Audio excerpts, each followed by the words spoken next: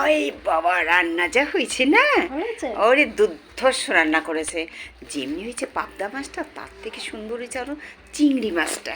হ্যাঁ, এবার ভাই কারো লোভ লাগলে কিন্তু কিছু করার নেই, আমি একা একা কিন্তু খেয়ে নিয়েছি। ভালো হয়েছে?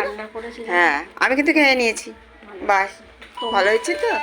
এই যে রাঁধুনি, দুপুরের টিফিন কিন্তু মিতুর বাড়িতে হচ্ছে। মিতু ডাকলো, চলে এসো। আমি বলি কী হচ্ছে, কী রান্না? তা দেখো রান্নাটা চিংড়ি মাছের কালিয়া আর পাবদা মাছের ঝাল। চিংড়ি মাছের কালিয়া না, পাবদা মাছের কালিয়া, হ্যাঁ, চিংড়ি মাছের ঝাল, চিংড়ি মাছের ঝাল না, মালাইকারি। মালাইকারি, ও নারকেলের দুধ দিয়ে। দারুণ দারুণ। আর বুড়ো হয়ে গেছি না, ভুলভাল হতেই পারে, ওটা ধরিস না রে মিতু, তাই তো? একদম একদম। এবার খাচ্ছি বন্ধুরা। খেয়ে নাও, তুমি খেয়ে দাও, বলো কেমন হয়েছে, দাও আমার কাছে মোবাইলটা দাও, তুমি একটু খেয়ে বলো কেমন আমি রান্না